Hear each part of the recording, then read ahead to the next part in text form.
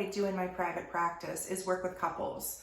Couples often come in when they're in a crisis. Something traumatic happened, infidelity, financial issues, family planning, and they often come in feeling very negative about their relationship. And what I always tell them is you get as much out of couples therapy as you're willing to put in. If trust has been broken in the relationship, we have to take things back a step and figure out what went wrong. It can be very uncomfortable if something like infidelity happens in a relationship to go back and allow your partner to ask questions, agree to be honest moving forward, and get rid of whatever the issue was that currently is causing a problem in your relationship. You can definitely get over a broken trust in a relationship, but you really have to work hard at it.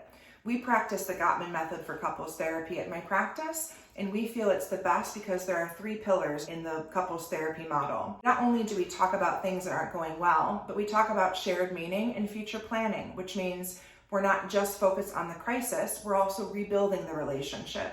We're going back to that place where things were really good.